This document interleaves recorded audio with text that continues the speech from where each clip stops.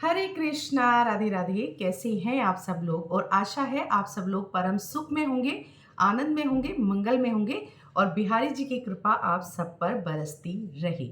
तो आज जिस टॉपिक पर मैं वीडियो लेकर आई हूँ, वो वीडियो थोड़ा-सा सेंसिटिव है कि अभी श्री धाम वृंदावन से एक वीडियो वायरल हो रहा है जिसमें गोसाई जी बहुत गुस्सा कर रहे हैं और वो कह रहे हैं कि आप लोग अपने लड्डू गोपाल को ले आते हैं और वहाँ आकर जो है उनके लड्डू गोपाल किसी के पता नहीं वो अंतर्ध्यान हो गए हैं, गायब हो गए हैं या वो सिंहासन से लुढ़क गए हैं या कहाँ चले गए हैं, पता नहीं क्या हुआ है उनके साथ।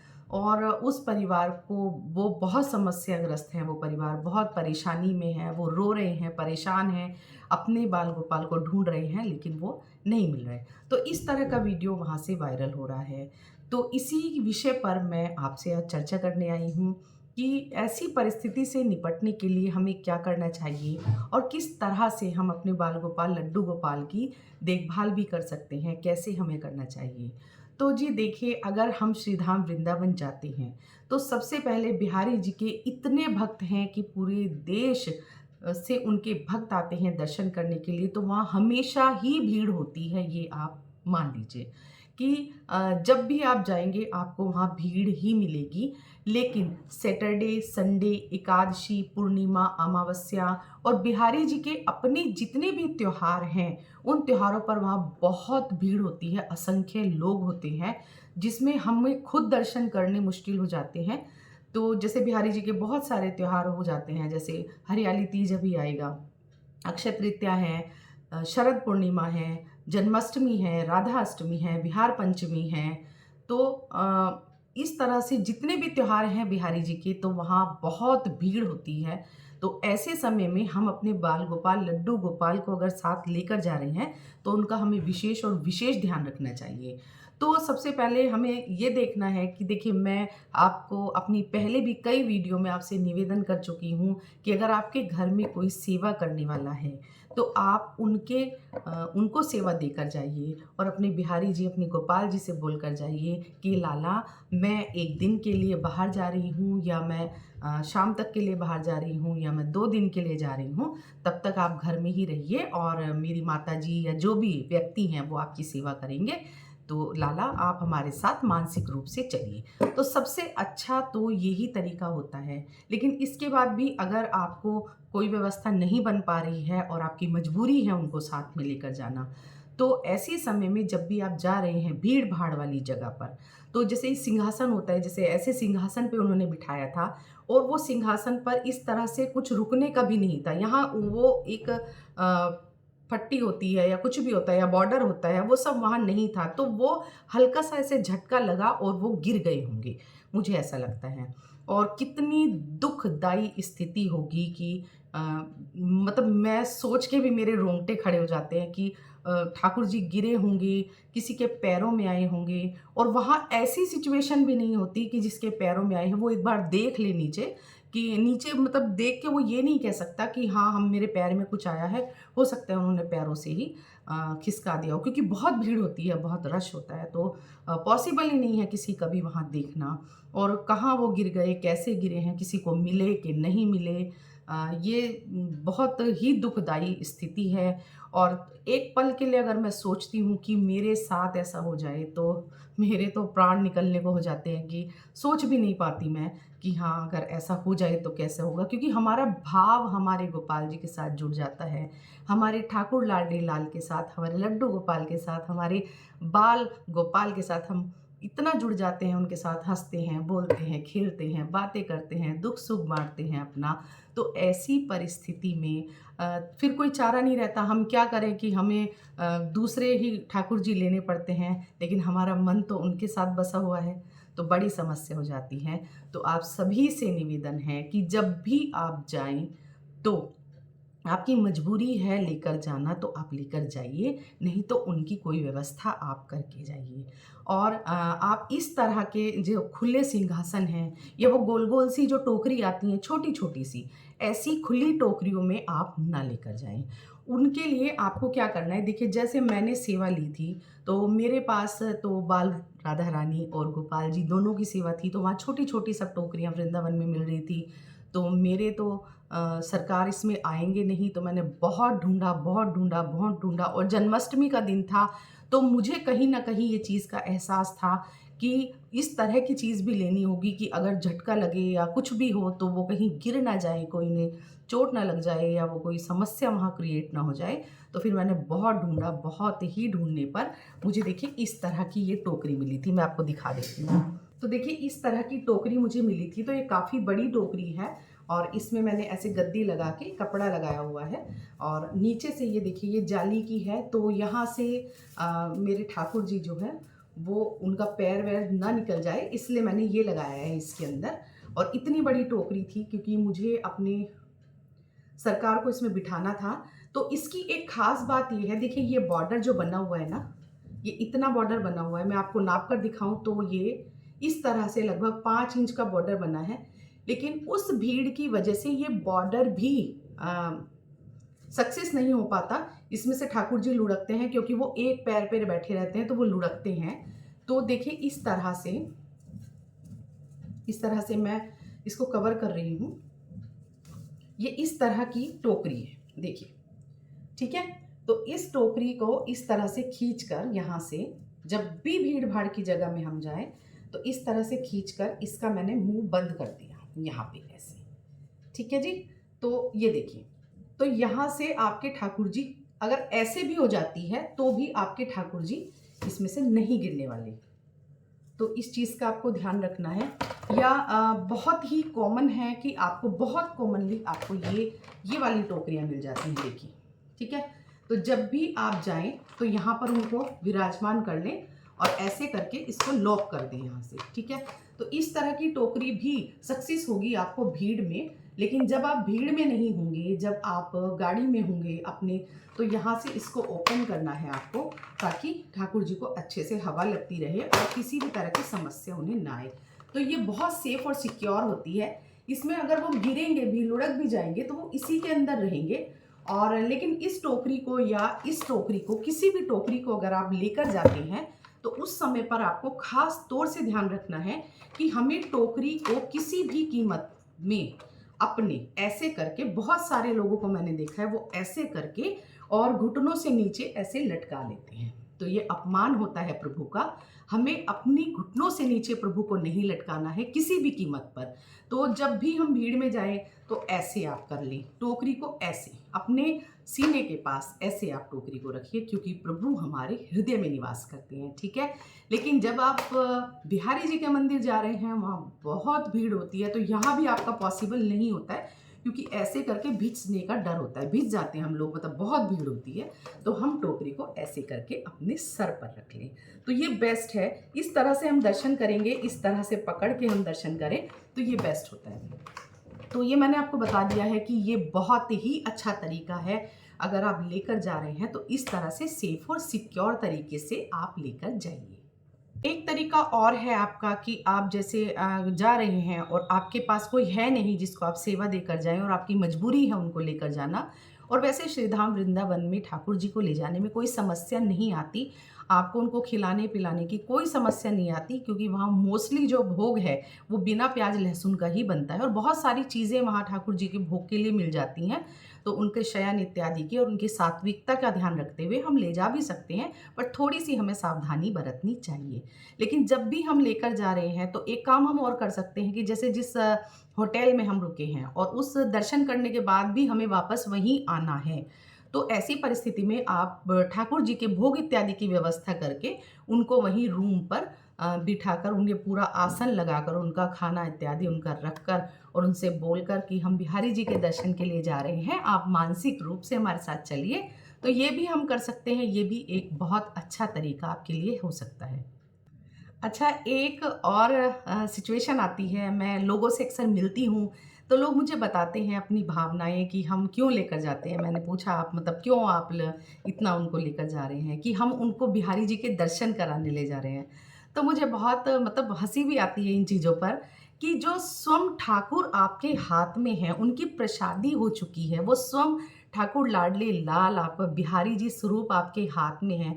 आप बिहारी जी को बिहारी जी के दर्शन के लिए लेकर जा रहे हैं, तो इसका मतलब ये है कि आपने उनको अभी अच्छे से पहचाना नहीं है। तो आपको पहचानने की भी ज़रूरत है कि वो स्वयं आपके हाथ में बिहारी जी स्वरूप हैं। आपने उनकी प्रसादी कराई है, प्राण प्रतिष्ठा उनमें हो रखी है, वो स्वयं श्री हरि नारायण का बाल स्वरूप हैं, तो उनको दर्शनों की आवश्यकता नहीं है। और वहाँ गोसाई जी भी बार-बार इस चीज़ के लिए बोलते हैं कि आप बिहारी जी के दर्शन स्वयं बिहारी जी को कराने आ रहे हैं, तो ये चीज़ें थोड़ा सोचने की बात है, समझने की बात है, आपको समझना चाहिए। अच्छा, एक कोई और भी मुझे मिला, उसने मुझे कहा कि हम तो सारी जगह लेकर जाते हैं अपने ठाकुर जी को, क्योंकि हम सोच रहे हैं हम चारों धाम की इनको यात्रा करा दें और हम मतलब सारे इनको तीर्थ करा दें या जो भी है। तो मतलब आप क्या मान रहे हैं? जिनके पावन चरणों में सारे तीर्थ धाम हैं और जिनके पावन चरणों से गंगा जी बहती हैं, यमुना जी बहती हैं, जिनके आशीर्वाद से पूरी सृष्टि चलती है, उस तारणहार और पालनहार को क्या चारों धाम की यात्रा की आवश्यकता है? ज़रा सोचिए कि क्या हमें उन्हें चारों धाम की यात्रा करानी चाहिए?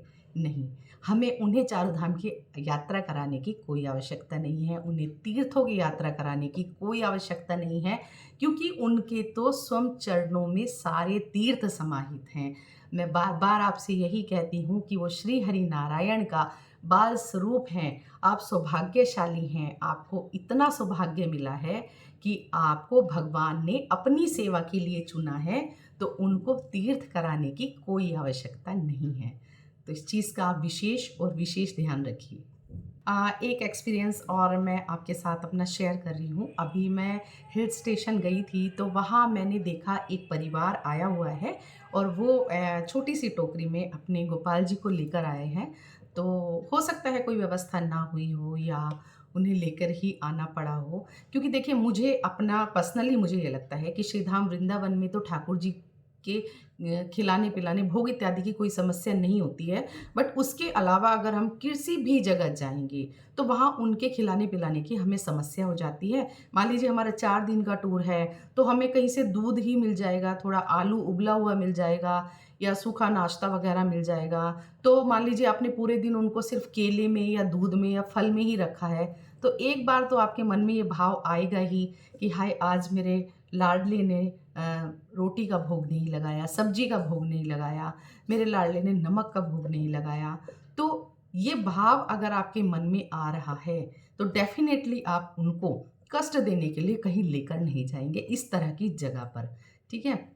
और अगर ये भाव नहीं है कि हाँ, ठीक है, हमने तो दूध का भोग लगा दिया और हमने मेवा लगा दिया, बस हो गया। तो थोड़ा फिर सोचने की ज़रूरत है कि हाँ, अभी भाव जगाना बाकी है।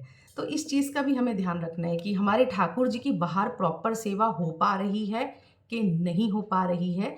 तो वहाँ भी मैं आपसे यही प्रार्थना करती हूँ कि वहाँ भी आप जा रहे हैं, तो उनके खाने-पीने का बहुत सारा सामान आप घर से लेकर जाइए। सूखी चीज़ें, सूखा नाश्ता, सूखा मेवा, मठरी इत्यादि जो है आप घर से लेकर जाइए, ड्राई फ्रूट वग़ैरह जो भी है।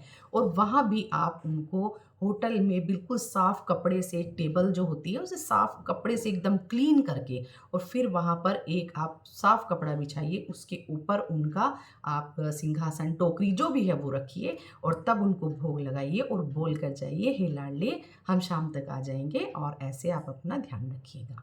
इस तरह से भी आप सेवा कर सकते हैं। तो हाँ, मैं आपको बता रही थी, तो मैंने आपको वहाँ देखा, तो वो अपने ठाकुर जी को लेकर आए हैं एक टोकरी में। तो अच्छा लगा देखकर कि हाँ, भाव है भक्त का, भई हर जगह लेकर जा रहे हैं, नहीं छोड़ पा रहे हैं अपने ठाकुर को, कोई बात नहीं। तो वो रेस्टोरेंट में बैठे, हमारे नेक्स्ट जो है सीट पर वो बैठे, तो उन्होंने वहाँ अपने लिए चाउमीन वग़ैरह कुछ मँगाया था और ठाकुर जी के लिए उन्होंने दूध मँगाया, ठीक है? तो मैं देख रही थी कि हाँ, मतलब अच्छा है, भाव बहुत अच्छा है। लेकिन जैसे ही फिर मेरी नज़र पड़ी उनके पैरों पे, तो उन्होंने जूते पहने हुए हैं और जूते पहने पहने वो ऐसे करके भोग लगा रहे हैं, ऐसे भोग लगा रहे हैं, ताली बजा रहे हैं और पैरों में उनके जूते हैं। तो आप मुझे बताइए कि ये भाव किस तरह का भाव है? आप ठाकुर जी को भोग लगा रहे हैं तो कम से कम आपको जूते उतारने चाहिए। तो मैंने उनको बोला, ख़ैर वो बहुत ही अच्छी सखी थी ठाकुर जी की, तो उन्होंने कहा कि हाँ, ये हमारी गलती है, हमें नहीं ऐसा करना चाहिए, हम आगे से ध्यान रखेंगे इस चीज़ का। लेकिन बहुत सारे लोग चीज़ों को नहीं भी मानते हैं, लड़ने और लग जाते हैं, तो ऐसी चीज़ों में फिर आप किसी से मतभेद मत करिए। ठीक है, जो जैसा करता है बहुत अच्छी बात है। ठाकुर लाडली लाल सब देख रहे हैं, बिहारी जी सब देख रहे हैं, वो जानते हैं। फिर बहस नहीं करनी है किसी से, हमारा फ़र्ज़ है, क्योंकि हम सनातनी हैं, हम वैष्णव हैं, हम प्रभु भक्ति का प्रचार कर रहे हैं और हम एक बार भी नहीं टोके, तो फिर ये हमारे लिए भी सही नहीं है।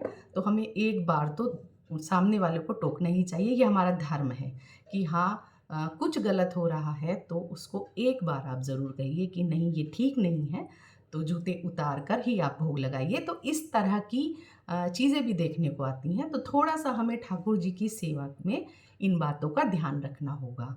क्योंकि देखिए, हम जो यूट्यूब पर प्रचार कर रहे हैं, उससे बहुत सारे लोग सीखते हैं, फिर वो गलत प्रचार होता है और गलत प्रचार अपने धर्म का होता है, तो धर्म के प्रचार की हम लोगों ने ज़िम्मेदारी ली है, तो हमें बखूबी इसको निभाना भी है। तो यही मेरी आज की वीडियो का संदेश है कि आप अगर लेकर जा रहे हैं तो पूर्ण सात्विक तरीके से, सावधानी से और बहुत ही मर्यादा के साथ में आप ठाकुर जी की सेवा कीजिए, जिससे दूसरा जो देखने वाला है वो भी आपसे बहुत अच्छा सीखे, कुछ गलत ना सीखे, बहुत अच्छा आपसे सीखे। देखिए, बहुत सारे लोग ऐसे भी हैं कि मान लीजिए, जैसे मैं आपको अपनी दिल्ली का ही उदाहरण देती हूँ कि दिल्ली वो अपने परिवार के साथ आए हैं घूमने, मीन्स मतलब हस्बैंड यहाँ पोस्टेड हैं और बाहर से फैमिली उनकी आई है।